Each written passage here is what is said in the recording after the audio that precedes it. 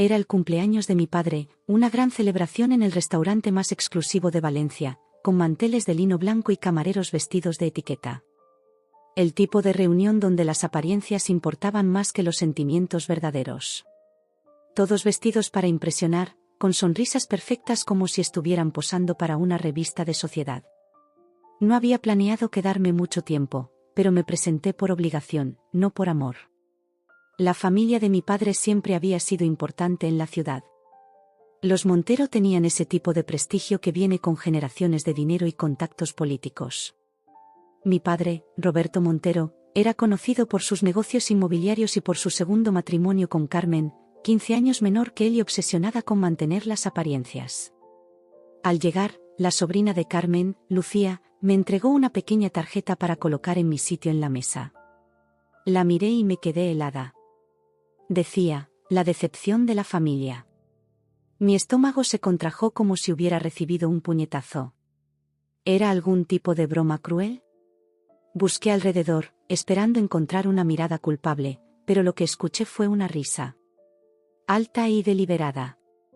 Carmen, perfectamente arreglada con su vestido de diseñador y joyas que brillaban bajo las luces del restaurante, soltó una risita detrás de su copa de Rioja. Es verdad, ¿no?, dijo, como si el mundo le debiera esa crueldad. Al final, todos lo piensan. Eres la única que no siguió el camino de la familia. ¿Cuántos empleos has tenido este año? 3. 4. Mi padre no dijo ni una palabra. Simplemente bebió de su copa, evitando mis ojos como lo había hecho desde que abandoné la carrera de Derecho para dedicarme a la fotografía. A sus ojos, había traicionado el legado familiar. Nadie me defendió. Esa tarjeta se adhería a mi pecho como una letra escarlata, y sentí que la sangre en mis venas se convertía en hielo. Elena, siéntate ya, ordenó mi tío Javier, sin siquiera mirarme directamente. La paella se enfría. Me senté mecánicamente, entre mi prima Sofía, quien fingía estar concentrada en su móvil, y mi tío Javier, quien inmediatamente volvió a su conversación sobre política con mi padre. La mesa estaba llena de familiares que solo veía en ocasiones especiales, todos ellos conformes con el status quo, todos ellos parte del mundo que había dejado atrás. Observé la paella, el plato favorito de mi padre, servida en una enorme paellera en el centro de la mesa. El azafrán había teñido el arroz de un amarillo dorado, y los mejillones, langostinos y calamares estaban dispuestos artísticamente. En cualquier otra circunstancia, habría sido una visión que me habría hecho agua a la boca, pero ahora solo podía sentir náuseas. ¿Y cómo va ese hobby tuyo?, preguntó mi tía Pilar desde el otro lado de la mesa, pronunciando hobby como si fuera una enfermedad contagiosa. ¿Las fotos? Es mi profesión, tía, no un hobby, respondí, intentando mantener la calma. De hecho, acabo de terminar un reportaje para una revista internacional sobre el impacto del turismo masivo en los barrios históricos. Ah, qué bonito, respondió condescendiente. Pero no da para vivir, ¿verdad? Tu padre me comentó que sigues en ese apartamento tan pequeño en el barrio del Carmen. Antes de que pudiera responder, Carmen interrumpió, Roberto está muy preocupado. A tu edad, él ya tenía su propia empresa y 2 propiedades.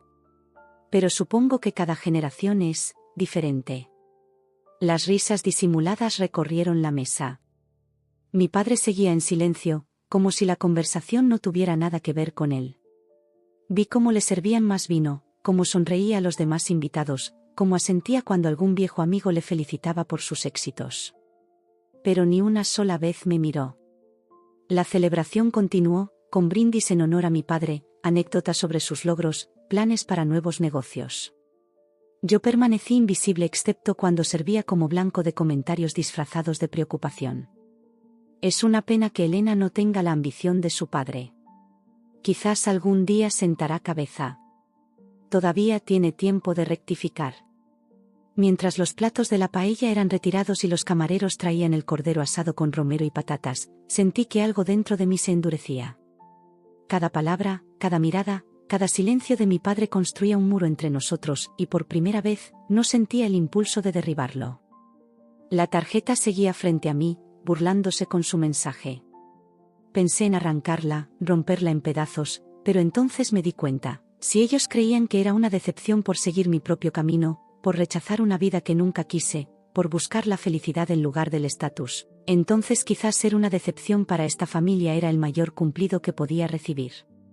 Bebí mi vino lentamente, observando cómo la noche avanzaba, sintiendo cómo cada minuto me separaba más de estas personas con las que compartía sangre pero poco más.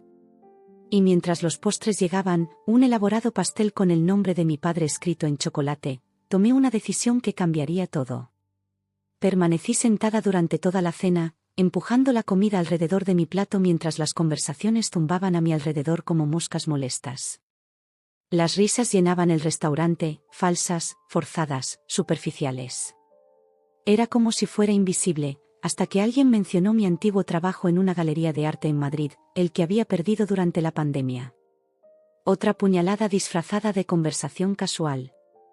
Siempre le dije a Roberto que esas carreras artísticas son demasiado inestables, comentó mi tío Javier mientras cortaba un trozo de cordero. Es como construir una casa sobre arena. ¿Cuándo viene la tormenta? La tormenta vino para todos, respondí, sorprendiéndome a mí misma por hablar. La pandemia no discriminó entre fotógrafos y empresarios inmobiliarios. Un silencio incómodo cayó sobre la mesa. Mi padre se aclaró la garganta, como siempre hacía cuando quería cambiar de tema. ¿Alguien quiere más vino? Este Ribera del Duero es excepcional. Miré a mi padre fijamente. Seguía sin encontrarse con mi mirada. Mi mente viajó por los recuerdos, las noches en vela trabajando en mi portafolio, los mensajes que nunca respondió, las exposiciones a las que nunca asistió. Todo lo que había querido era hacerle sentir orgulloso. Pero esta noche, algo dentro de mí se quebró. Una presa se rompió. Levanté mi copa. Yo quiero hacer un brindis, dije, con voz tranquila y clara. Cada ojo se volvió hacia mí. La servilleta de Carmen se tensó entre sus dedos.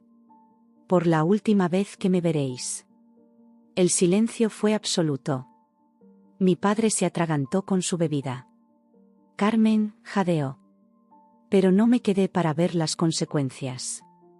Dejé mi copa sobre la mesa, me levanté con dignidad, y caminé hacia la salida sin mirar atrás. Maitre me alcanzó en la puerta. Señorita Montero, ¿se encuentra bien? ¿Llamo a un taxi?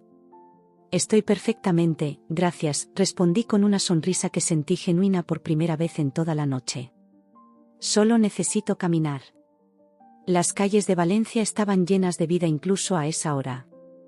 Parejas paseando por la Plaza de la Virgen, músicos callejeros tocando en las esquinas, el aroma de los naranjos mezclándose con el del mar no muy lejano. Caminé sin rumbo, dejando que mis pies me llevaran por callejuelas que conocía desde niña. Pasé junto a la catedral, cuyas piedras habían sido testigos de siglos de historias mucho más dramáticas que la mía.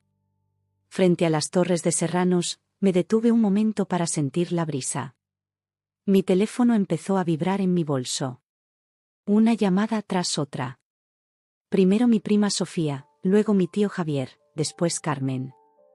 Ninguna de mi padre. Típico. Silencié el teléfono y seguí caminando. Mis pensamientos volaron a mi infancia, a los veranos en la casa de playa en Denia, antes de que mi madre muriera, cuando mi padre aún tenía tiempo para mí. Me enseñó a nadar en aguas profundas, me contaba historias de piratas y tesoros mientras tomábamos horchata en la arena. ¿Dónde había quedado ese hombre? ¿Se había perdido cuando el negocio inmobiliario despegó? ¿O cuando Carmen entró en su vida, con sus aires de grandeza y sus opiniones sobre cómo debería ser una verdadera Montero? Me encontré frente al mercado central, cerrado a esa hora, su fachada modernista iluminada dramáticamente. Recordé cómo de niña venía aquí con mi madre, cómo ella me enseñaba a elegir las frutas más dulces, a regatear con los vendedores, a apreciar la calidad de un buen jamón serrano. La vida es demasiado corta para comida mediocre, Elena, solía decir. Ahora me preguntaba si quizás había querido decirme algo más. Seguí caminando hasta llegar al antiguo cauce del río Turia, ahora convertido en un enorme parque que atraviesa la ciudad como una cicatriz verde. Bajé las escaleras y me senté en un banco, sola con mis pensamientos. El sonido distante de la ciudad era como un murmullo de fondo mientras intentaba procesar lo que acababa de hacer. ¿Realmente estaba cortando lazos con toda mi familia? ¿Con mi padre, que a pesar de todo, era mi única familia directa? La idea me produjo un nudo en el estómago, pero también una extraña sensación de ligereza, como si me hubiera quitado un peso que había estado cargando durante años sin darme cuenta. Mi teléfono volvió a vibrar. Esta vez era un mensaje de Sofía. ¿Dónde estás? Todos están preocupados. Papá está furioso y el tío Roberto parece, no sé, avergonzado. ¿Triste? Es difícil de decir. No respondí. En cambio, tomé una foto del parque nocturno, de los árboles meciéndose suavemente bajo las farolas. Una buena fotografía tiene el poder de capturar no solo un momento, sino un sentimiento. Y este sentimiento era de transición, de umbral entre dos mundos. Después de una hora, decidí caminar hasta mi pequeño apartamento en el barrio del Carmen, el mismo que mi tía había mencionado con tanto desdén.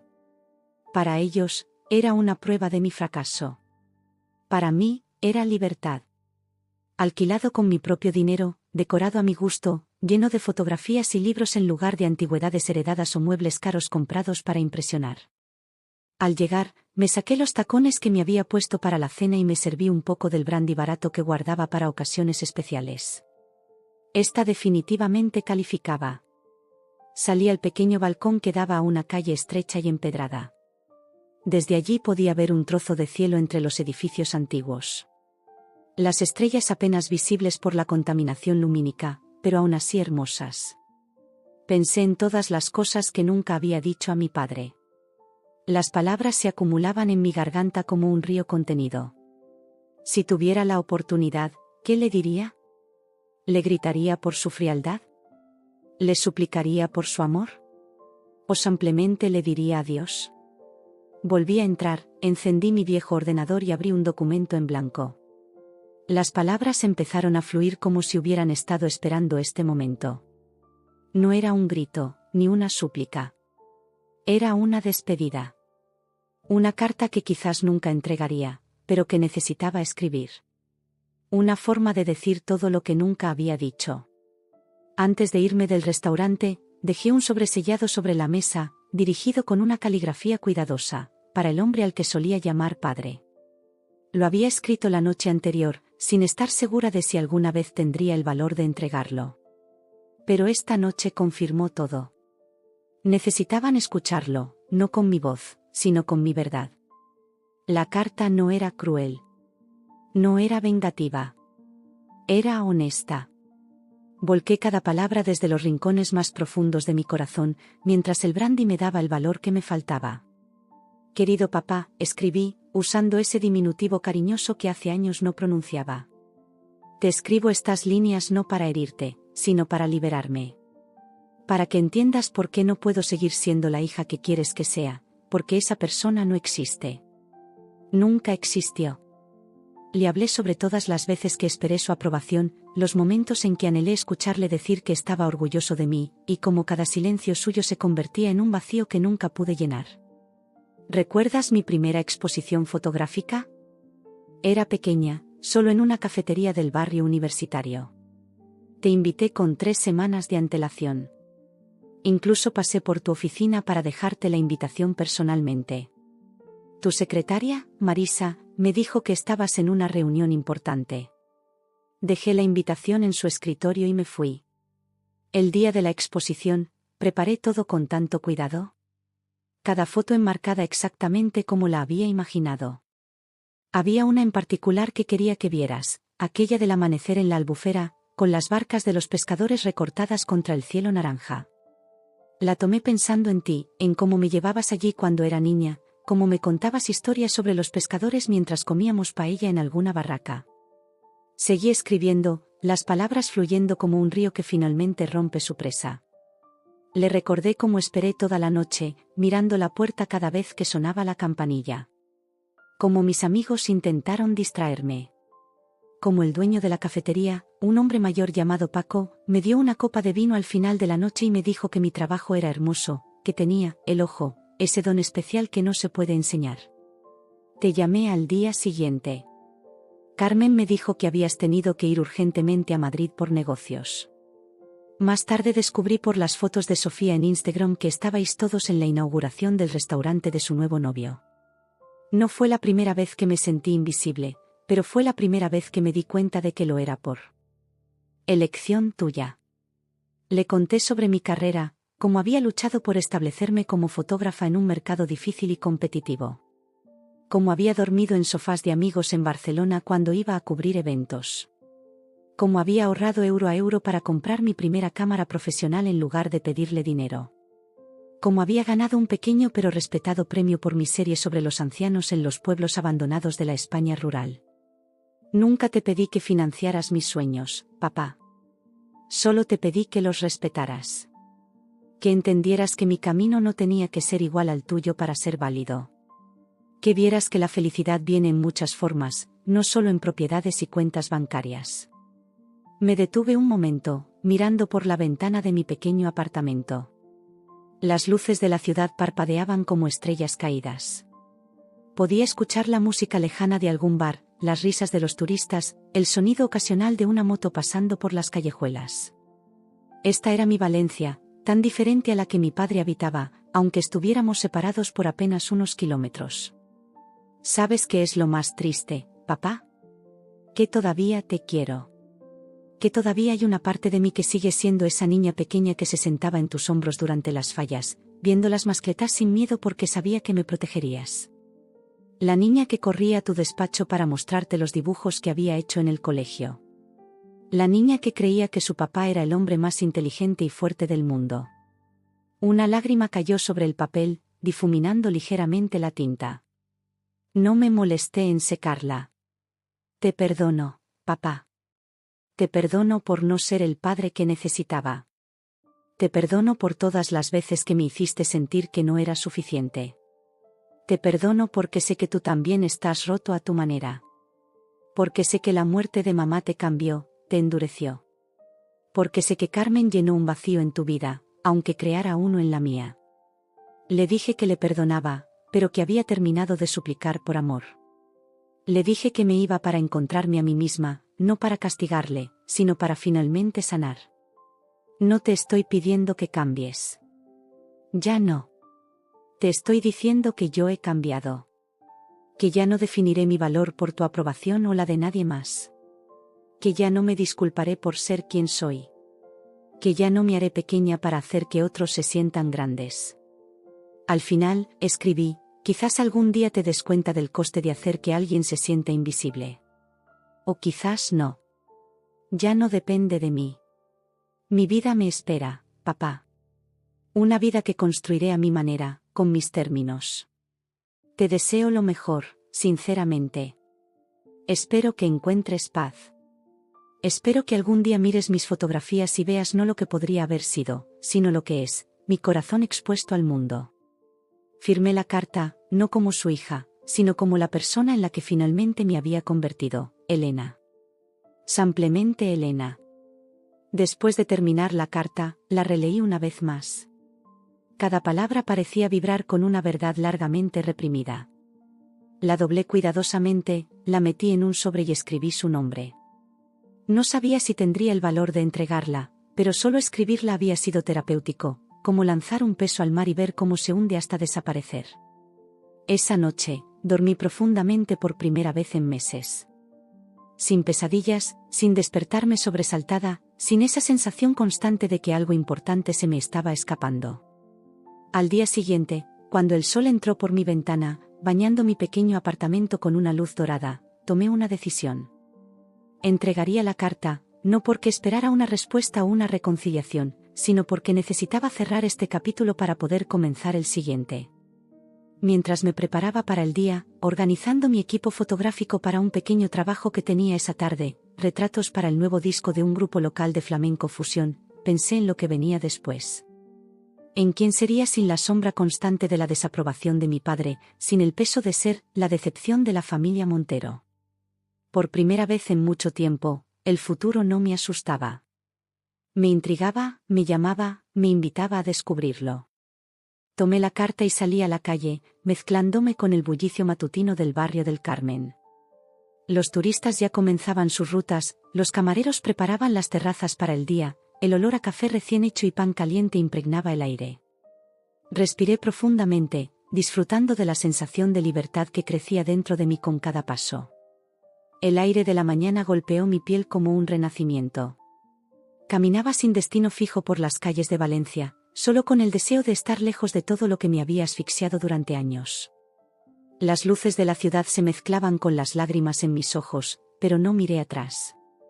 Por primera vez, no estaba huyendo de algo, estaba caminando hacia mí misma.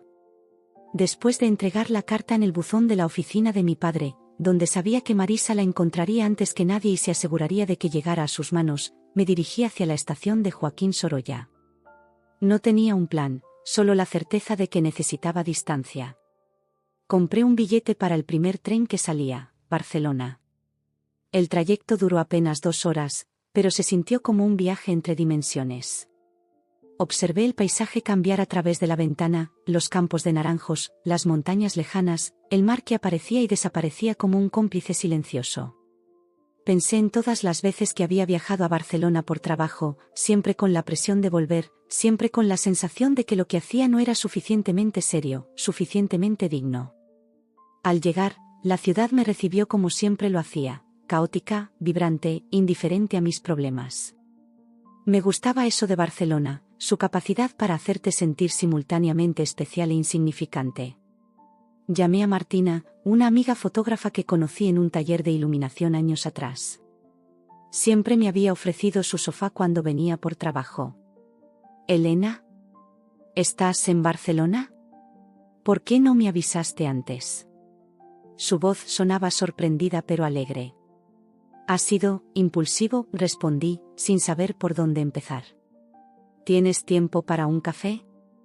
Nos encontramos en una pequeña cafetería del Raval, un barrio que siempre me había fascinado por su mezcla de culturas, su energía cruda y auténtica.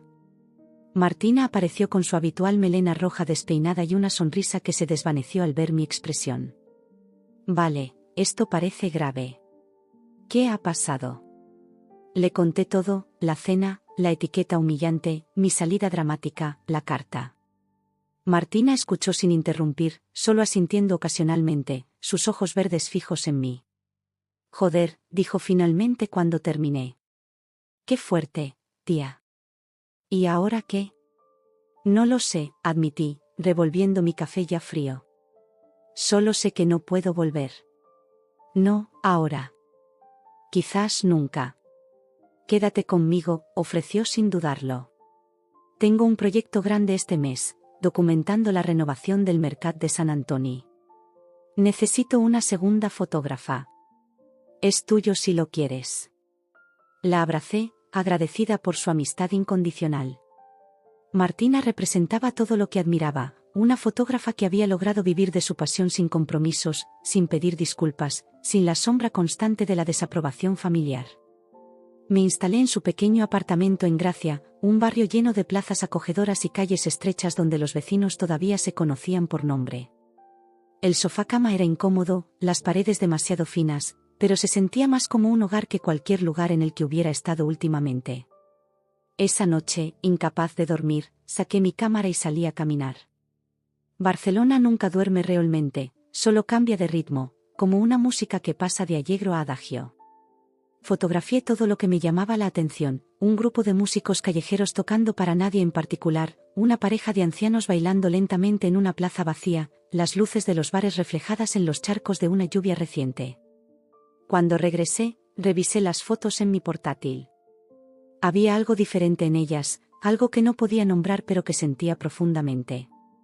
Una libertad nueva, quizás. Una mirada sin filtros, sin preocuparme por lo que mi padre pensaría, por si eran lo suficientemente serias o comerciales. Los días siguientes estuvieron llenos de trabajo. El proyecto del mercado era exigente pero gratificante.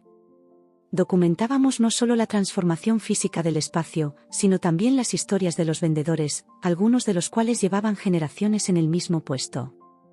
Me recordaban a mi abuelo paterno, quien tuvo una tienda de ultramarinos en Valencia antes de que mi padre decidiera que los negocios inmobiliarios eran el futuro. Este puesto lo abrió mi bisabuelo en 1902, me contó Jordi, un pescadero de manos ásperas y sonrisa fácil.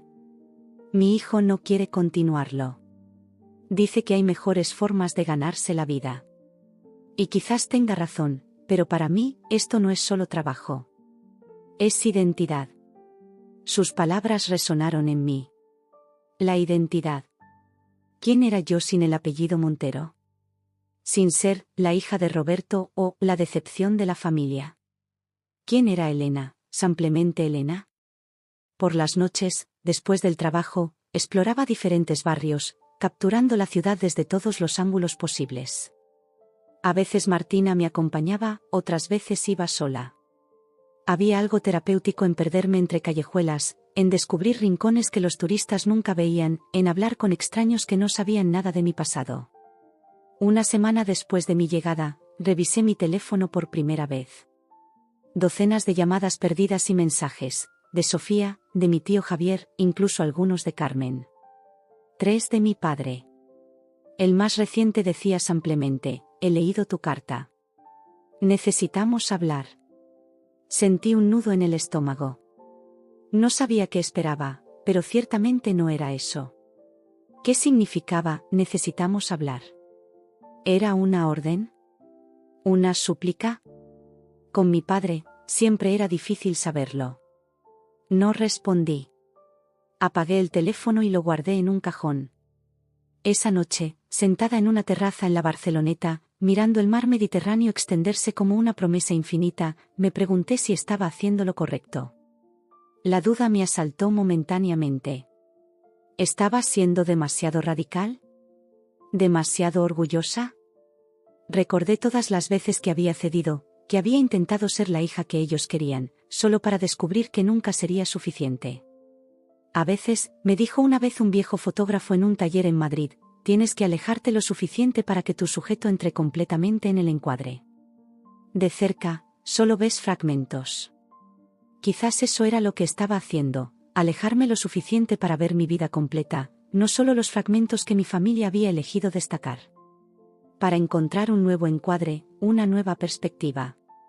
El proyecto del mercado terminó, pero Martina me presentó a otros fotógrafos, a editores, a galeristas.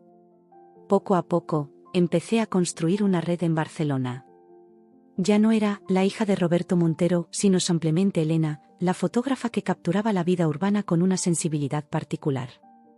Los días se convirtieron en semanas. Las semanas, en un mes. A veces, extrañaba Valencia, su luz única, sus calles familiares, el sonido de sus campanas. Pero cada vez que la nostalgia me golpeaba, recordaba la etiqueta en la cena, las risas condescendientes, el silencio de mi padre. Una tarde, mientras esperaba a que un galerista revisara mi portafolio, recibí un correo electrónico de mi banco en Valencia. Mi padre había transferido una suma considerable a mi cuenta. No había mensaje, solo el dinero. Lo habría rechazado inmediatamente, pero algo me detuvo. No era una limosna, era demasiado grande para eso. ¿Se sentía más como una ofrenda de paz? ¿Un reconocimiento silencioso? No lo sabía, y no estaba segura de querer saberlo. La curación no fue un camino lineal. Había mañanas en las que me despertaba con propósito, y noches en las que me derrumbaba bajo el peso de viejas heridas. Pero empecé poco a poco. Leía libros que me hacían sentir comprendida. Asistí a exposiciones que me inspiraban. Comencé terapia, algo que había evitado durante años por vergüenza y por las opiniones de mi familia sobre esas cosas de débiles. Mi terapeuta, Claudia, era una mujer serena de unos 50 años que escuchaba más que hablaba. En nuestra primera sesión, en su pequeña consulta de l'Eixample con vistas a un patio interior lleno de plantas, me preguntó: ¿qué quieres conseguir con la terapia, Elena? Me quedé en blanco. Había esperado preguntas sobre mi infancia, sobre mi madre muerta, sobre mi relación con mi padre. No estaba preparada para algo tan directo, tan centrado en el futuro en lugar del pasado. Quiero dejar de sentirme como una decepción, respondí finalmente. Incluso cuando no hay nadie mirándome. Claudia asintió. Es interesante que uses esa palabra, decepción. Implica que alguien tenía expectativas concretas que no se cumplieron. ¿Cuáles eran esas expectativas? Y más importante aún, ¿eran expectativas razonables? Durante los meses siguientes, desempaquetamos juntas años de creencias internalizadas. La voz de mi padre criticando mis elecciones. La voz de Carmen sugiriendo que mi apariencia nunca era lo suficientemente refinada. Las voces de mis tíos, mis primos, los amigos de la familia, todos con una opinión sobre quién debería ser, ninguno interesado en quién era realmente. Estás en duelo, me dijo Claudia en una sesión particularmente intensa. No solo por la relación con tu padre, sino por la hija que intentaste ser para complacerle. Por la vida que te forzaste a querer. Es válido llorarla. Y lloré. A veces en su consulta, a veces en el sofá de Martina, a veces en medio de alguna calle desconocida de Barcelona. Lloré por la niña que perdió a su madre demasiado pronto. Por la adolescente que intentó llenar ese vacío siendo perfecta. Por la joven que abandonó su pasión por el derecho solo para descubrir que nada de lo que hiciera sería suficiente. Pero también empecé a sanar. Barcelona resultó ser el lugar perfecto para ello. La ciudad siempre en movimiento, siempre reinventándose, como si me estuviera diciendo, tú también puedes. Después de 2 meses en el sofá de Martina, encontré mi propio apartamento en el barrio del Born. Era pequeño, apenas un estudio con un altillo, pero tenía techos altos y una ventana que daba a una pequeña plaza donde los niños jugaban por las tardes. Las paredes estaban desnudas, esperando que las llenara con mis fotografías, con mi visión del mundo. Conseguí un trabajo fijo como fotógrafa en una revista cultural de la ciudad. No pagaba mucho, pero era estable y me daba libertad creativa. Mi editor, Xavier, un hombre mayor con ojos sabios y cicatrices de una vida intensa, valoraba mi mirada. «Tus fotos tienen alma, Elena», me dijo un día mientras revisábamos un reportaje sobre artesanos tradicionales catalanes. No todo el mundo puede capturar eso. La mayoría ve solo la superficie, lo obvio. Tú ves más allá. Sus palabras me calentaron más que el café que compartíamos. Por primera vez, alguien apreciaba mi trabajo por lo que era, no por lo que podría o debería ser. En mis días libres, empecé un proyecto personal, retratos de personas que, como yo, habían decidido reinventarse.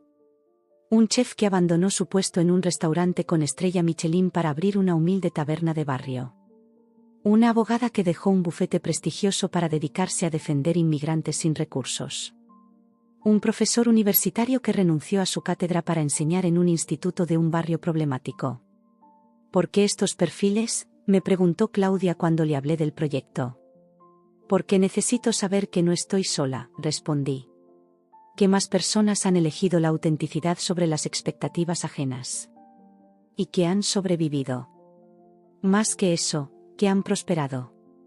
Una tarde, mientras fotografiaba a Nuria, la abogada convertida en activista, en su pequeña oficina llena de expedientes y fotografías de sus clientes, me hizo una pregunta que me descolocó. ¿Y tú, Elena? ¿Por qué abandonaste Valencia? ¿Qué dejaste atrás? Le conté mi historia, sorprendiéndome de lo fácil que resultaba ahora, de cómo las palabras fluían sin el nudo de emociones que antes las acompañaba. Cuando terminé, Nuria sonrió. ¿Sabes qué veo cuando te miro a través de tu cámara?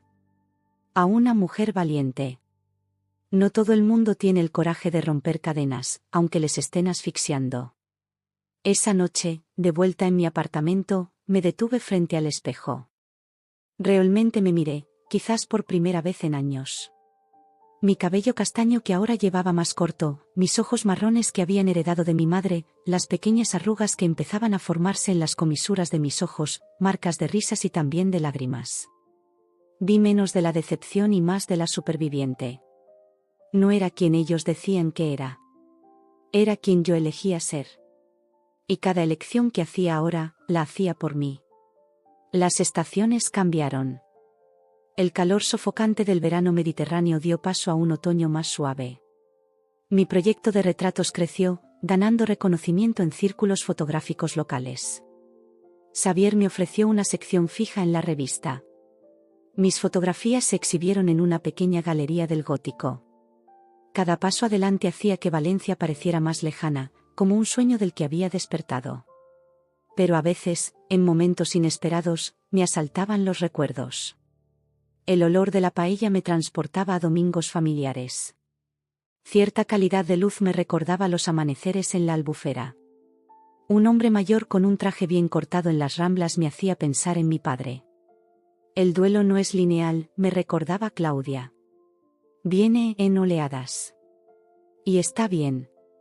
Significa que estás procesando, no evitando. Una mañana de noviembre, mientras disfrutaba de un café en la terraza de un bar cercano a mi casa, mi teléfono sonó. Era Sofía, mi prima. No habíamos hablado desde la noche de la cena. Elena, sé que probablemente no quieras hablar conmigo, comenzó, su voz temblorosa. Pero pensé que deberías saberlo. El tío Roberto, tu padre, ha estado enfermo. Nada grave, añadió rápidamente. Pero suficiente para asustarle. Pregunta por ti. Sentí un torbellino de emociones, preocupación, rabia, amor, resentimiento, todo mezclado. Le agradecí la información y le prometí que lo pensaría. Esa noche, no pude dormir. Pensé en mi padre enfermo, quizás finalmente enfrentándose a su propia mortalidad. Pensé en la carta que le había escrito, en las verdades que había expuesto. Pensé en el dinero que había transferido a mi cuenta, que seguía intacto. Al amanecer, tomé mi cámara y salí a caminar por la ciudad que se había convertido en mi refugio. Fotografié el despertar de Barcelona, panaderos abriendo sus tiendas, barrenderos limpiando las calles, estudiantes madrugadores en las terrazas, el primer rayo de sol iluminando la Sagrada Familia. Cuando regresé a casa, descargué las fotos en mi ordenador y las revisé una por una.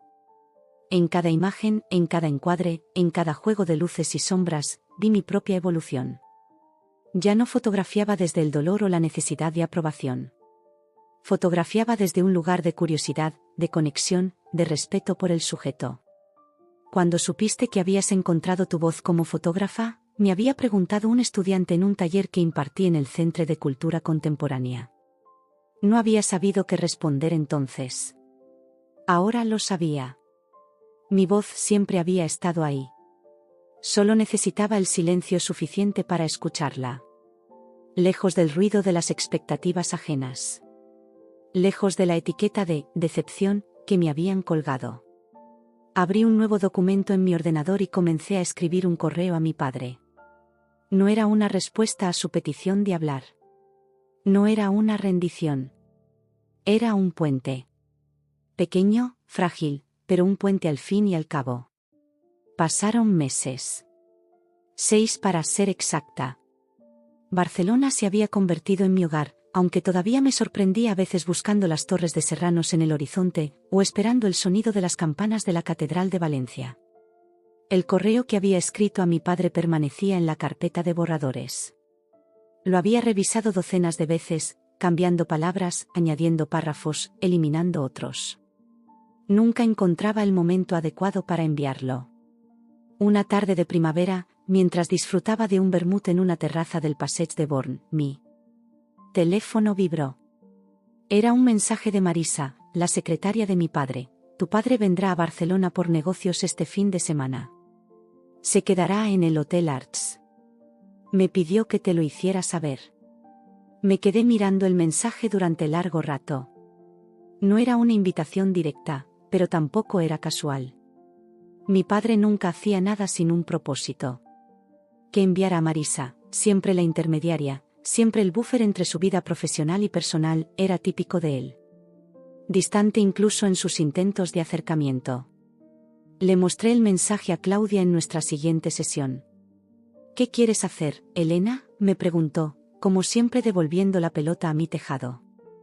No lo sé, respondí honestamente. Una parte de mí quiere verle. Han pasado 6 meses.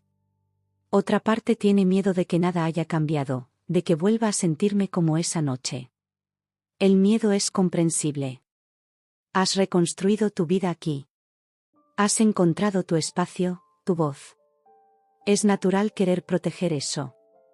Pero si no le veo, si ni siquiera lo intento, ¿no estaría actuando exactamente como él?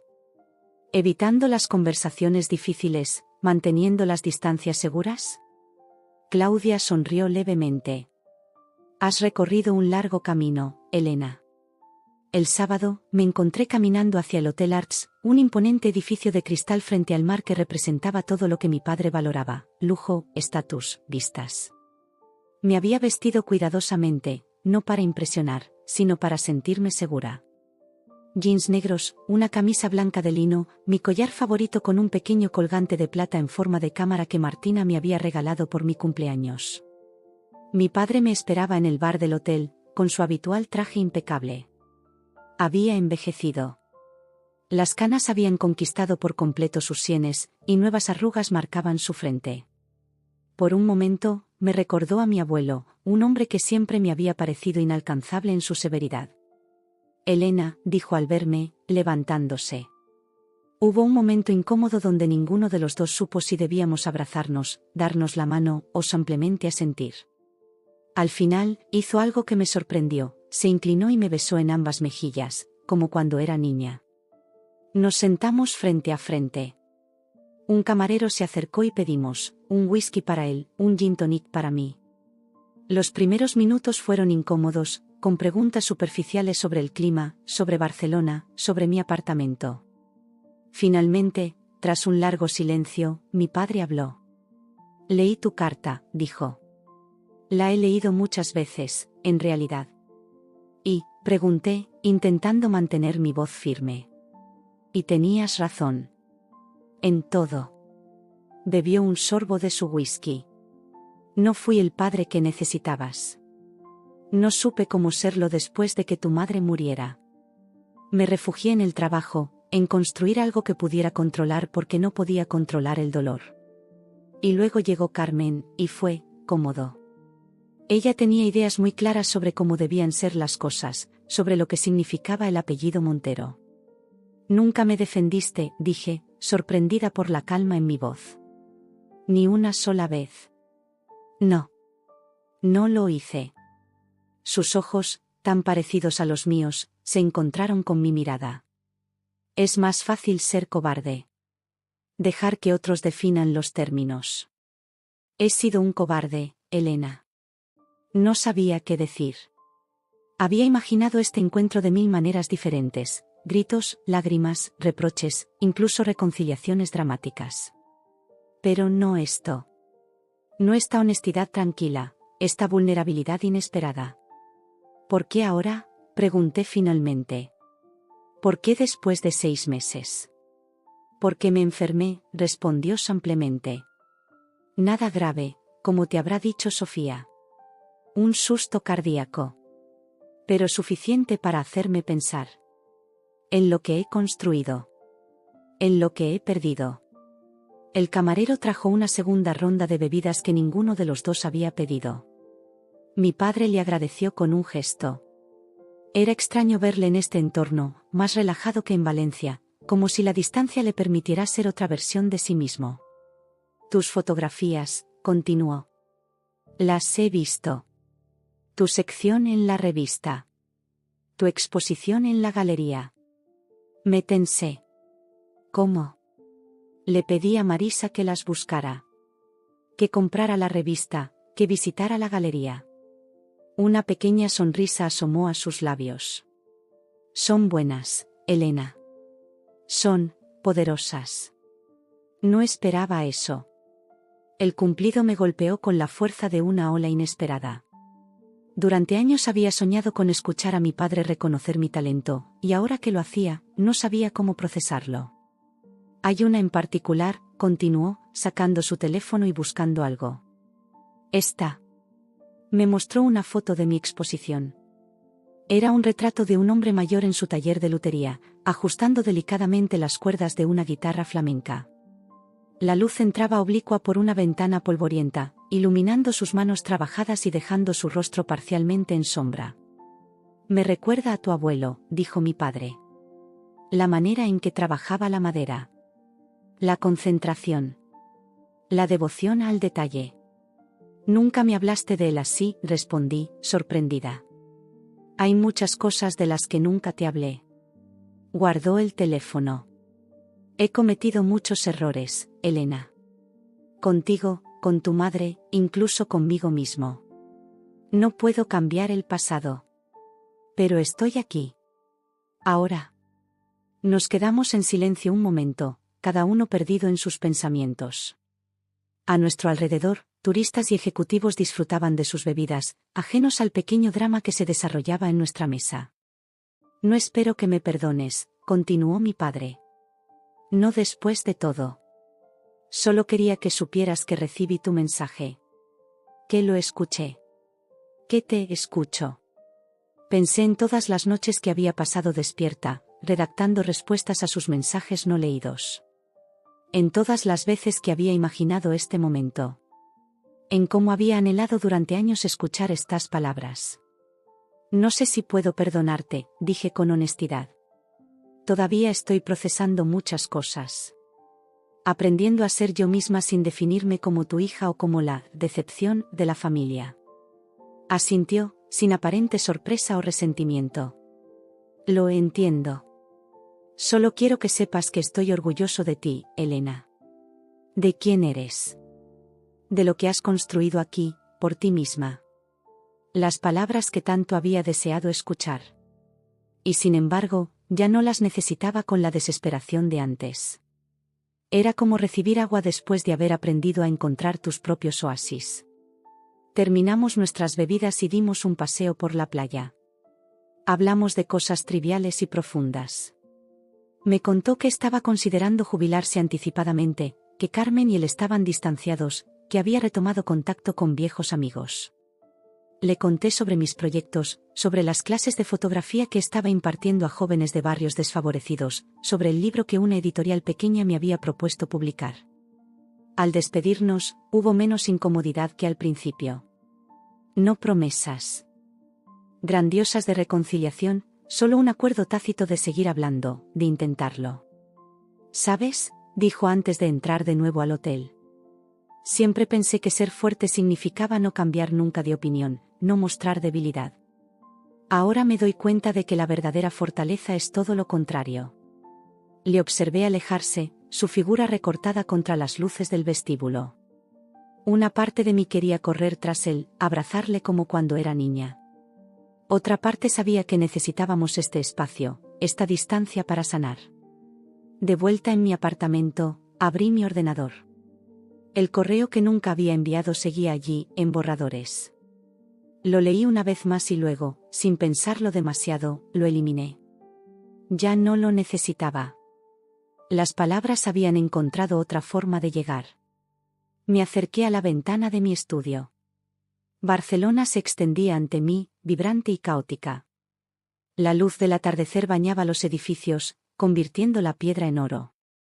Saqué mi cámara instintivamente y capturé el momento.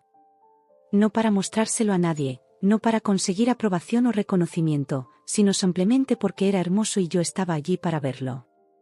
Por primera vez en mi vida, me sentía plena. No era la hija que mi padre había querido, ni la fotógrafa que había soñado ser.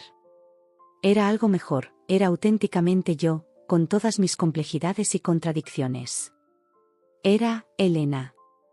Simplemente Elena. Y con esa certeza, apagué el teléfono y me alejé de la ventana, finalmente libre, sin necesidad de esperar.